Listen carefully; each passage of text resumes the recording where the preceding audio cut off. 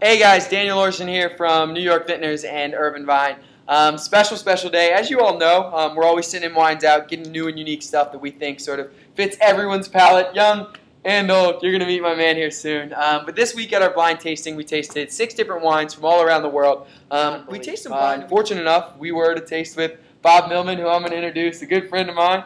Bob right now is easily one of the most respected American wine authorities, definitely that I know, in a lot of ways because he tells it how it is. If a wine sucks, Bob's going to tell you. If a wine's great, he'll tell you. If it reminds us of Julie, who I had a date with last night, he'll tell you that too. But tonight we tasted a lot of special wines, or today we tasted special wines that we want to show to you, and I hope Bob will give an input on. The first was a Copain Viognier. Copain, Wells Guthrie is a producer. It's a small winery out of Sonoma Coast, California, really doing interesting expression-associated wines that really, I think, tell a story. And again, that's Wells style. But I wanted to pour Bob a little taste, and hopefully he can tell you why we liked it so much. So, Mr. Millman.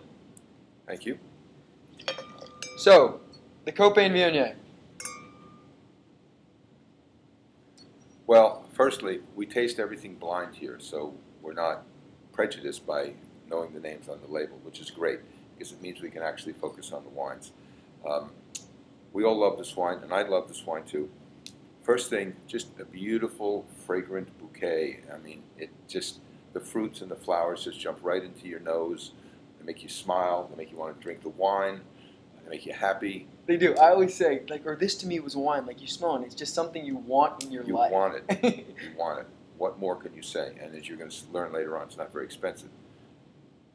So,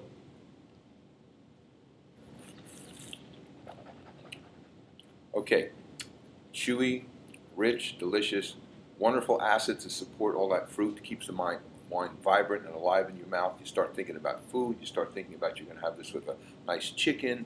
You're going to have this perhaps with a nice duck dish. Maybe you want to have it with scallops. The sweetness of the wine and the sweetness of the food would be perfect together. It's absolutely delicious. There is this a great option for this. Yeah, I think salty with this wine. I love Wells Guthrie's wines. He's a real Francophile. He worked in France for a couple of years in the Rhone Valley. And he does what not too many other American winemakers can do. He sort of captures the gorgeous fruit of American wines, and he keeps the wonderful acidity and vitality and structural elements which you associate with European wines. He's integrated them perfectly, making his wine some of the best wines made in America. Frankly, some of the best wines made in the world. Did I tell you Bob was the best, or did I tell you? Bob, we got to jump into the red wine, and the surprise is the price of this wine. Can you believe it? $19.95. It tastes like a $30 bottle, a good $30 bottle of wine. Every one of us at the table thought this bottle was $30 or above. Buy 100 bottles, you save $1,000. Buy 100 bottles, you save $1,000. All right, Nick, to the red wines. Now, Bob, let me grab us a bucket. Yeah, I unfortunately have to give this up now. Sometimes we do dump our wines, only sometimes. But the next remain sober for the next wine.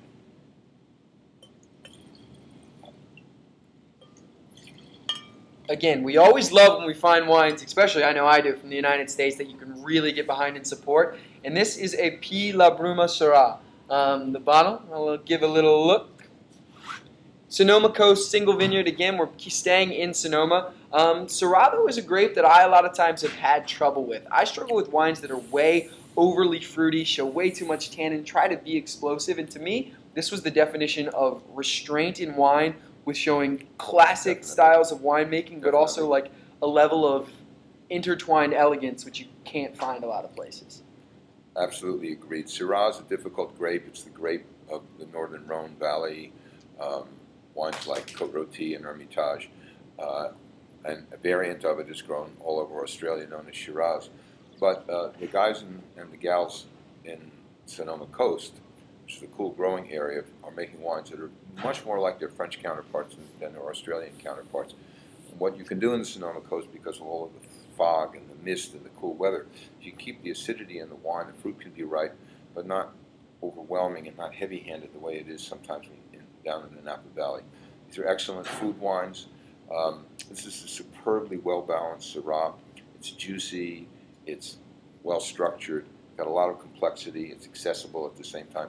there's a lot going on here. It was obvious to all of us when we tasted this. This was not going to be a cheap wine. Not going to be cheap. But great Syrah from tiny production vineyards like those in the Sonoma Coast are going to be inherently moderately expensive wines. They can't be otherwise. The producers would go out of business if they kept the prices lower than this. And one thing that I know we always talk about as Urban Vine is the importance of producer. And again, when he said small production, this is single vineyard coming from one property, and the amount of work that goes into this by the winemaker is unparalleled. Making wine is hard work, and it's always fun to find an example of that that's done so well. And that's when I'm okay for paying for a wine at this price. And what's so cool if you guys look is how dark this wine is. It's almost black, which again, interesting. It can hold up to pretty much any food you want, but at the same point, I love drinking this by itself. Yeah. Like all of the tannins intertwined, the acid is there, the body's there, and I mean, I could sit here drink this with you, or I could sit down for